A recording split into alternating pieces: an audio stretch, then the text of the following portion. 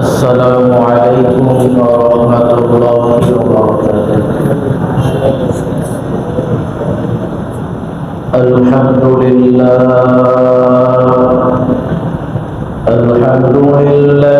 كفى وسلام على عباده الذين اصطفى.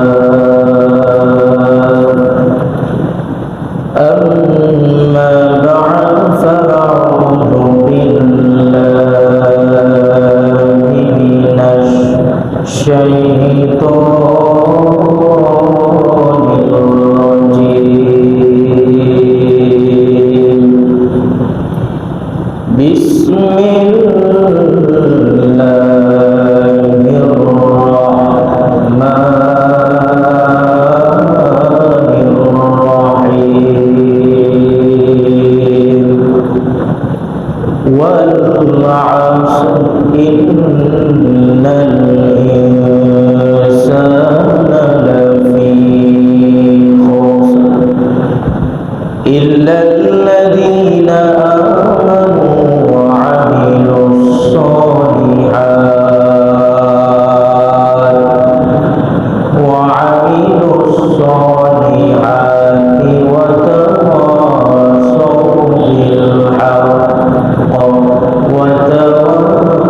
وتواصوا بالصبر. وقال الله تعالى: حافظوا على الصلوات والصلاة الوسطى وقوموا لله قانتين. وقال النبي عليه الصلاة والسلام: حب الدنيا رأس كل خطيئة. اللهم صل على محمد وعلى آل محمد كما صليت على إبراهيم وعلى آل إبراهيم إنك حميد مجيد. اللهم بارك على محمد وعلى آل محمد كما باركت على إبراهيم وعلى آل إبراهيم إنك حميد مجيد.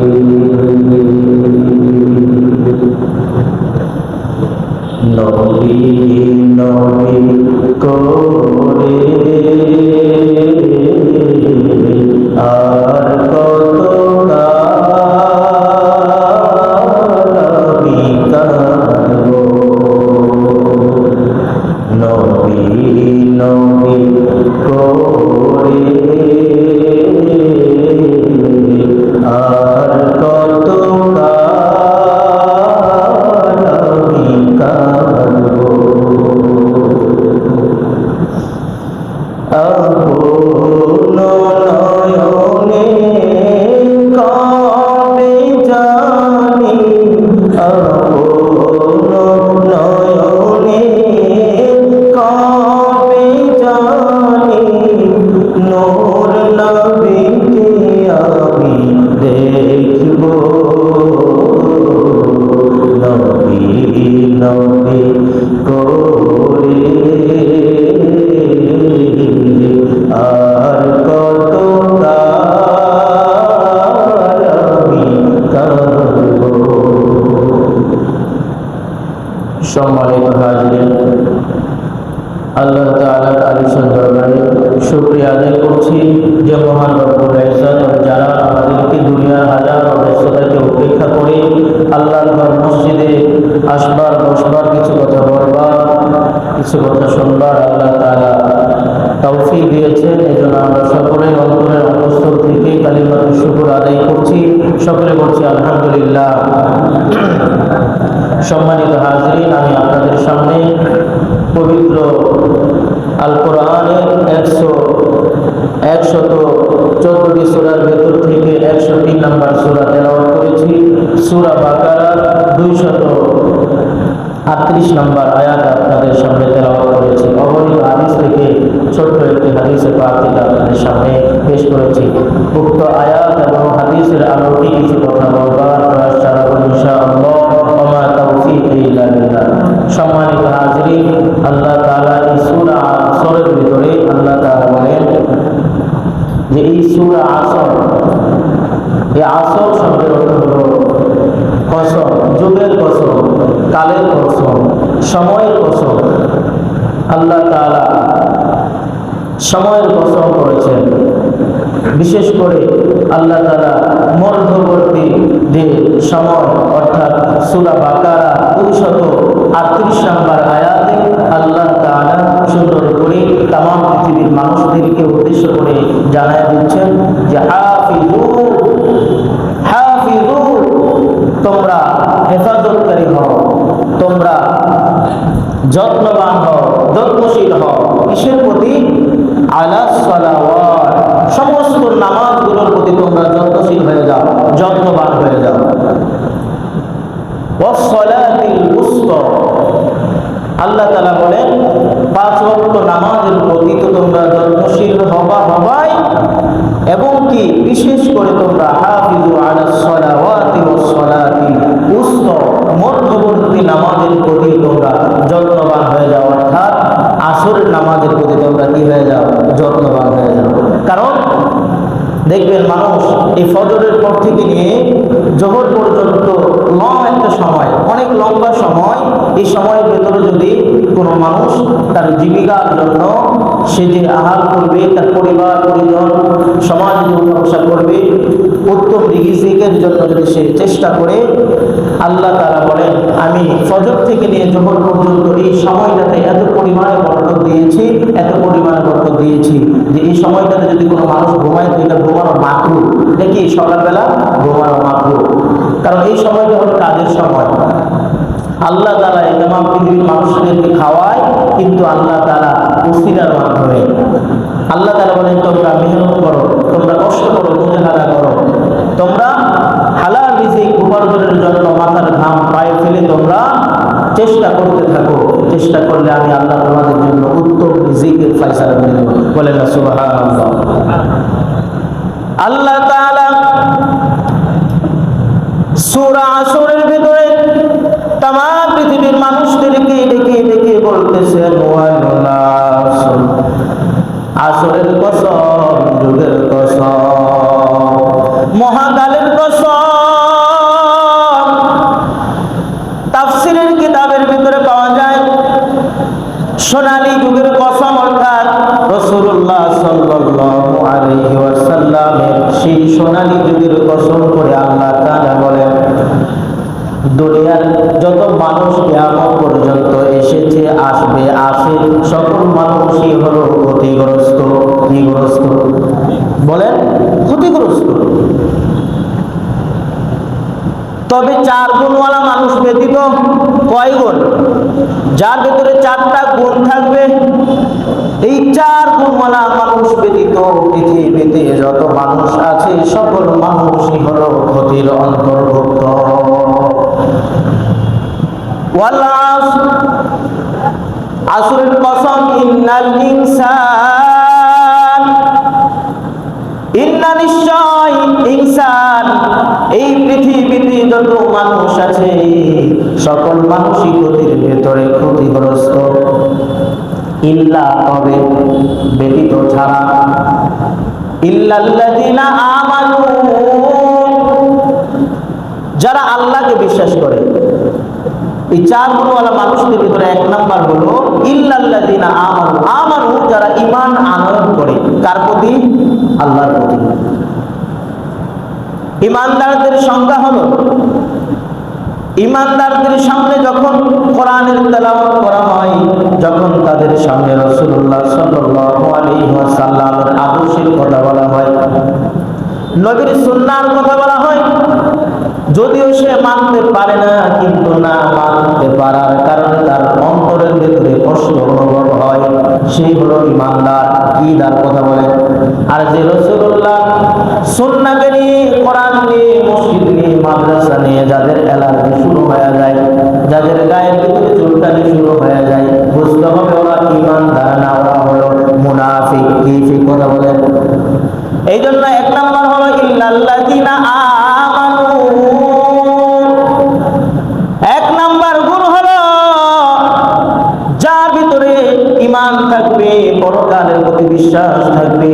রাসূলুল্লাহকে কোনোদিন আমরা দেখি নাই, সাহাবীদেরকে আমরা দেখি নাই, কিন্তু না দেখে আমরা বিশ্বাস করতেছি। জান্নাত দেখি নাই, জাহান্নাম দেখি নাই, দেখছি নাকি? পুলসিরাত দেখি নাই, মিজান দেখি নাই, হাসরের মাঠ আমরা দেখি নাই, তারপরে আমরা না দেখে বিশ্বাস করতেছি। এরাই হলো ঈমানদার। কথা বলেন এরা ঈমানদার। তাহলে এক নাম্বার গুণ হলো এই সমস্ত ঈমানদার যাদের ভিতরে আল্লাহর ভয় থাকবে, আল্লাহকে যারা না দেখে বিশ্বাস করবে, এই এক নাম্বার ঈমানদার ওই ক্ষতির ভেতরে নিমজ্জিত নয়। ওয়া আমিলুস সলিহাত। দুই নাম্বার গুণ হলো ওই সমস্ত নেককার বান্দারা যারা নেক আমল করে। কি আমল করে? কথা বলেন, নেক আমল করে। কিন্তু দেখবেন মানুষ, আজকে আমরা দুনিয়ার মানুষ নেক আমল করতে গেলে সবচাইতে বড় বাধা হয়ে দাঁড়ায় মিস্টার ইবলিস, শয়তান। কি শয়তান? নেক সুরতে ধোঁকা দেয়। কি সুরতে? নেক সুরতে। এই যে এখন বিশ্বকাপ খেলা শুরু হয়ে গেছে, কি কাপ? কথা বলেন, যুবকরা মনে বুঝে না, মুরব্বীরাই তো পাগল হয়ে যায়, রাত জেগে জেগে কি করে বিশ্বকাপ খেলা দেখে। এখন বুঝতে হবে যে আমি যে বিশ্বকাপ খেলা দেখতেছি, এটা কি আমার রাসূলুল্লাহ কি এটাকে আমাকে সাজেস্ট করে? রাসূলুল্লাহ সাহাবীরা কি এটাকে অনুমোদন দেয়? কারণ সাহাবা একরাম হলো আমাদের ঈমানের মাপকাঠি। ঈমানের কি মাপকাঠি?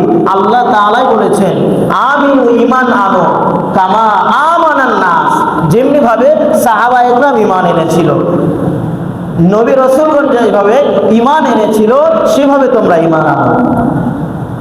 সম্মানিত হাজিরিন, তাহলে এখন যে বিশ্বকাপ খেলা চলতেছে, আর্জেন্টিনা, এরপরে ব্রাজিল, এরপরে বিভিন্ন খেলা নিয়ে আজকে যুবকদের দেখা যায় শরীরের ভিতরে আর্জেন্টিনার কি পাওয়া যায়? জার্সি পাওয়া যায়। এরপরে সোশ্যাল মিডিয়ার দিকে তাকালে দেখা যায় যে অনেক আল্লাহর বান্দারা নিজের সম্পদ বিক্রি করে তারা কি করতেছে? আর্জেন্টিনায়, এরপরে ব্রাজিলের পতাকা লাগায় পুরো এলাকারে সুসজ্জিত করতেছে। কথা বলেন ঠিক কিনা? সম্মানিত হাজিরিন, রাসূলুল্লাহ সাল্লাল্লাহু আলাইহি ওয়াসাল্লাম কি বলেন আগে শুনি। রাসূলুল্লাহ সাল্লাল্লাহু আলাইহি ওয়াসাল্লাম বলেন মান তাশাব্বাহা বিকওমিন ফাহুয়া মিন। মান ওই ব্যক্তি, তাশাব্বাহা বিকওমিন, কোন কওম, কোন ব্যক্তি, কোন গোষ্ঠীর অনুসরণ যদি করে, তার সাদৃশ্যকে যদি সে কি করে? গ্রহণ করে। আর ওই সাদৃশ্যওয়ালা লোক যদি রাসূলুল্লাহ সুন্নাহকে না মানে, তাহলে ওই সাদৃশ্য গ্রহণ করা ব্যক্তির সাথেই তার হাসর নাসর হবে। কি হবে? কথা বলেন, হাসর নাসর হবে। আজকে এরকম দেখলাম, আজকে সঠিক নামটা মনে আসতেছে না, হয়তো বা রোনাল্ডো বা জিম্বাবুয়ে, এদের ভিতরে কেউ হবে এই বিশ্বকাপের খেলোয়াড়। এদের ভিতরে দেখা গেছে যে বিবাহ ছাড়া 3-4টা সন্তানের বাবা হয়ে গেছে। বলেন নাউজুবিল্লাহ বলেন। বিবাহ ছাড়া 3-4টা সন্তানের বাবা হয়েছে। আসলে বলেন, এখন যুবকরা, মুরব্বীরা, সমাজের মানুষ যদি ওদেরকে অনুসরণ করে, আচ্ছা বলেন ওরা কি জান্নাতে যাবে নাকি জাহান্নামে? এক তো ওদের ভিতরে ঈমান নাই। ফি নারি জাহান্নামা খালিদিনা ফিহা আবাদা। যারা মুশরিক, যারা কাফের, তাদের কোনো হিসাব নাই, বিনা হিসাবে জাহান্নামে যাবে। কোথায় যাবে? বিনা হিসাব। তাহলে হিসাব তাদের হবে ওই যারা ঈমানদার। তারা ঈমানদার, যাদের ভিতরে ঈমান আছে, তারা কোথায় যাবে? তারা জান্নাতে যাবে। কিন্তু তাদের এর আগে হাসর নাসর হবে, তাদের বিচার হবে, বিচারের ময়দান আল্লাহ তাআলা কায়েম করবেন। সম্মানিত হাজিরিন, তাহলে দেখেন, যে ব্যক্তির ভিতরে আমার রাসূলুল্লাহর কোনো সুন্নাহ নাই, রাসূলের সুন্নাত হলো টুপি, দাড়ি, পাঞ্জাবি, লম্বা জামা। এরপরে রাসূলুল্লাহ মেসওয়াক করতেন। কি করতেন? মেসওয়াক করতেন। কারণ মেসওয়াক করলে আল্লাহ তাআলা আপনার আমার হায়াতের ভিতরে বরকত দিয়ে দেবেন। বলেন সুবহানাল্লাহ। রিজিকের ভিতরে বরকত দেবেন। 70টা গুণ আছে, উপকার আছে। কয়টা? 70টা। আমরা অনেক দিন দুনিয়াতে বাঁচতে চাই, কতদিন? অনেক দিন বাঁচতে চাই, কিন্তু কিভাবে বাঁচতে হবে, কি পদ্ধতিতে বাঁচতে হবে সেটা আমরা কি করি না, সেটা আমরা জানতে চাই না। সম্মানিত হাজির, এই জন্য আসুন আমরা যদি মেসওয়াক করি তাহলে আমাদের দাঁত কি হবে? মজবুত থাকবে, ডাক্তারের কাছে দৌড়াইতে হবে না। এরপরে আপনি যখন একটা ইবাদত করবেন, মেসওয়াক করলে দেখবেন আপনার শরীরের ভিতরে একটা কি আসে, অন্যরকম একটা জোশ চলে আসে, প্রফুল্লতা চলে আসে, আনন্দ চলে আসে অন্তরের ভিতরে, কারণ মেসওয়াকের ভিতরে নবীর সুন্নাহ লুকিয়ে আছে, বলেন না সুবহানাল্লাহ। আর একটা কেউ যদি সুন্নাহকে আমল করে তাহলে সেই গলা কাটা শহীদের সমতুল্য সমপরিমাণ তার আমল নামায় সওয়াব দেওয়া হবে, বলেন না সুবহানাল্লাহ। এই জন্য আসুন, অনেকে আমরা কি করি, রাসূলুল্লাহর এই দাড়ি, আমরা এই দাড়ি রাখতে চাই না। সম্মানিত হাজিরিন, এক নাম্বার ক্ষতি হলো কেউ যদি দাড়ি না রাখে তাহলে তার হায়াত কমে যাবে। কি কমে যাবে? অথচ আমরা টাকা পয়সা ইনকাম করি, অনেক দিন দুনিয়াতে বাঁচতে চাই, থাকতে চাই, কিন্তু আপনার আমার কি হয়ে যাবে? হায়াত কমে যাবে, যৌবন শক্তি কমে যাবে। কি কমে যাবে? যৌবন শক্তি। কারণ পুরুষদের সৌন্দর্য হলো রাসূলুল্লাহ সাল্লাল্লাহু আলাইহি ওয়াসাল্লামের এই দাড়িটা, বলা হয়েছে এটা দাড়ি সুন্নাত, অর্থাৎ ওয়াজিব, ওয়াজিব বলা হয়েছে। এটা যদিও সুন্নাত কিন্তু ওয়াজিব, বলেন সুবহানাল্লাহ। কারণ তিনি সবসময় দাড়ি রেখেছেন। এটা হলো পুরুষদের সৌন্দর্য। জান্নাতে যাওয়ার পরে পুরুষদের কোনো দাড়ি থাকবে না। কি থাকবে না? কথা বলেন, পুরুষদের জান্নাতে দাড়ি থাকবে না। নামাজ নাই, রোজা নাই, হজ নাই, যাকাত নাই, কিছু নাই। এই দুনিয়াতে অল্প কিছুদিন শুধু কি করতে হবে? আমাদেরকে রাসূলুল্লাহ সাল্লাল্লাহু আলাইহি ওয়াসাল্লামের সুন্নতের উপরে আমাদেরকে অটল থাকতে হবে, চেষ্টা করতে হবে। আমাদেরকে কাউকে যদি ভালোবাসতে হয় সেটা আল্লাহর জন্য বাসতে হবে, কারোর সাথে যদি রাগান্বিত হতে হয় সেটা আল্লাহর জন্যই হতে হবে। এই জন্য সম্মানিত হাজিরিন, যুবক ভাইরা আমার, আজকে আমরা কাকে অনুসরণ করছি এটা আগে বুঝতে হবে। আমি যে নায়ককে অনুসরণ করছি, যে নায়িকাকে অনুসরণ করছি, যে গায়ককে অনুসরণ করছি, যে গায়িকাকে অনুসরণ করছি, আসলে সেই নায়ক, নায়িকা, গায়ক, গায়িকা আজকে তারা কি সঠিক পথে আছে? তারা কি আমাকে জান্নাতে নিয়ে যাবে? নাকি ওই সমস্ত ব্যক্তিদেরকে অনুসরণ করতে হবে যার ভিতরে আমার রাসূলের সুন্নাহ রয়েছে, বলেন না সুবহানাল্লাহ। যার ভিতরে আমার রাসূলের সুন্নাহ রয়েছে সেই সমস্ত ব্যক্তিদেরকে অনুসরণ করার কথা হাদিসের ভিতরেও এসেছে, কোরআনের ভিতরেও এসেছে। কারণ এরাই হবে আপনার আমার জন্য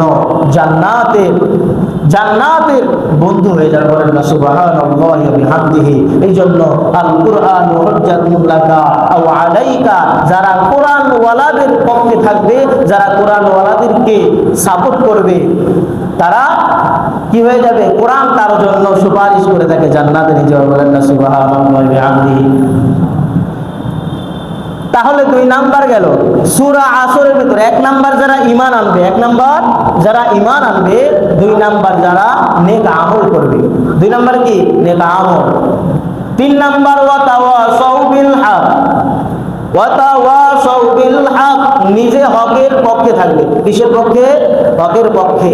এবং কি মানুষদেরকে হক পথে চলার জন্য তাদেরকে নির্দেশ দিবে। এই তিন গুণওয়ালা মানুষ, এই তিনটা গুণের অধিকারী। এরপরে চার নাম্বার হলো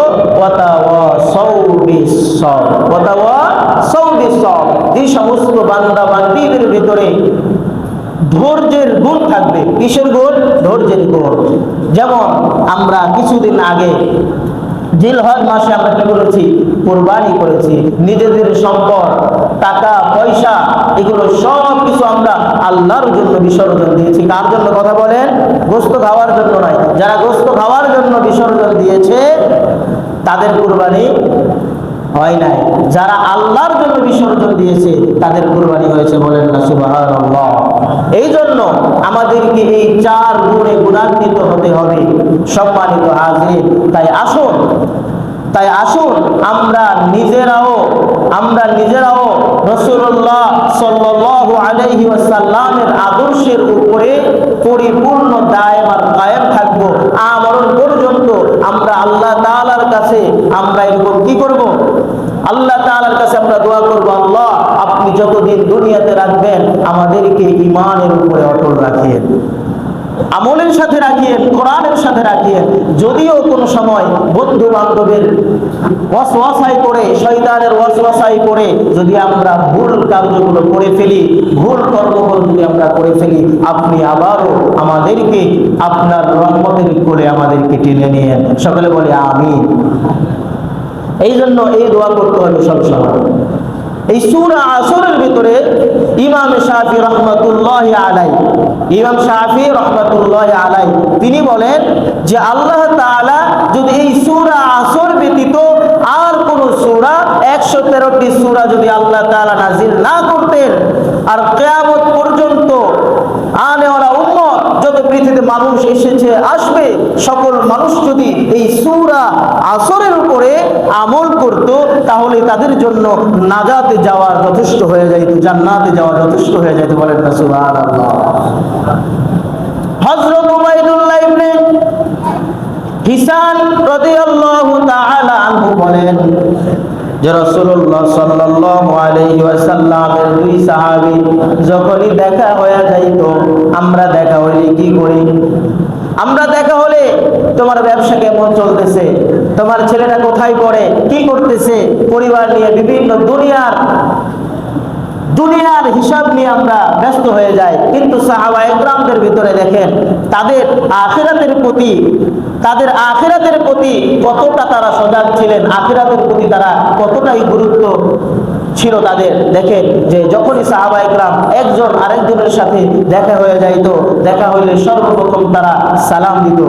কবলাল কালাম, ওই কথার আগে দিতে হবে সালাম। কথার আগে কি দিতে হবে? সালাম। কবলাল কালামি মানে কথার আগেই দিতে হবে সালাম।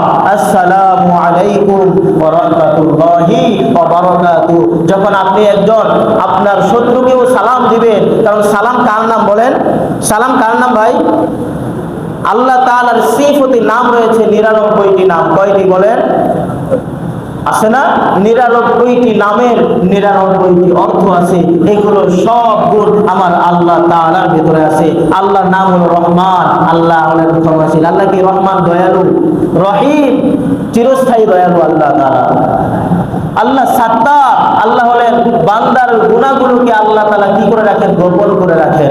আজকে আপনার আমার গুনার কথা যদি আজকে আপনার আমার সন্তান জানতো, যদি মা বাবা জানতো, সমাজের মানুষ জানতো, আজকে সবাই সমাজ থেকে তাড়ায়া দিত, মা বাবা ঘর বাড়ি থেকে বের করে দিত, স্ত্রী বলতো তোমার মতো স্বামীর দরকার নাই। কিন্তু আল্লাহ তাআলা দেখেন সাত্তার নামের উসিলায় আল্লাহ তাআলা বান্দা যেটা রাতের বেলা করে, যেটা দিনের বেলা করে, যেটা গোপনে করে, প্রকাশ্যে করে, যা কিছু করে, আল্লাহ তাআলা সব গুনাহগুলো বান্দার কি করে রাখেন? গোপন করে রাখেন। বলেন না সুবহানাল্লাহ।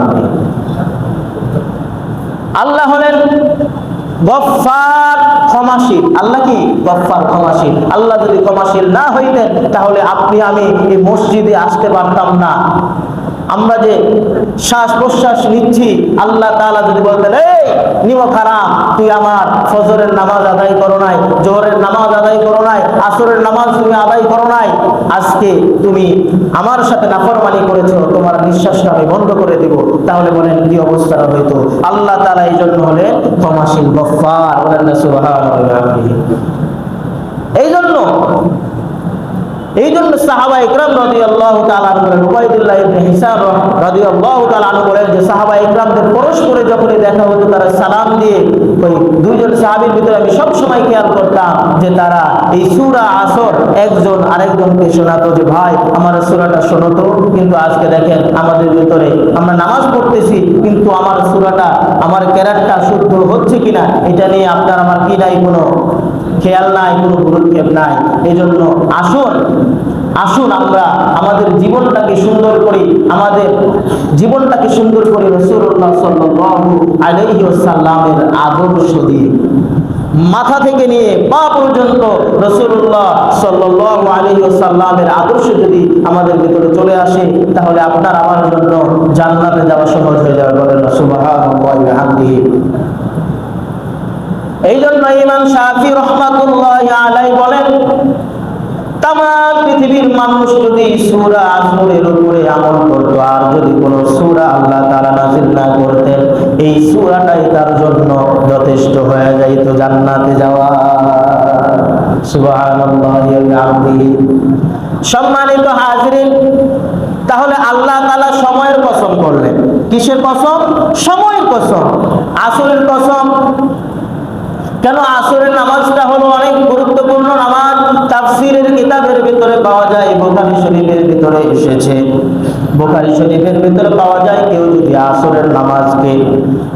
আসরের নামাজকে ছেড়ে দেয়, তাহলে সে যেন তার ঘর থেকে তার সম্পদগুলো যেমনিভাবে মানুষ কি করে লুটপাট করে নিয়ে গেল। কেউ যদি আসরের নামাজ ছেড়ে দেয়, তাহলে তার হাদিসের ভিতরে আসছে, বুখারী শরীফের ভিতরে, যে তার ঘর থেকে তার সম্পদগুলো লুটপাট করে যেমনিভাবে কি হয়ে গেল, নিঃশেষ হয়ে গেল।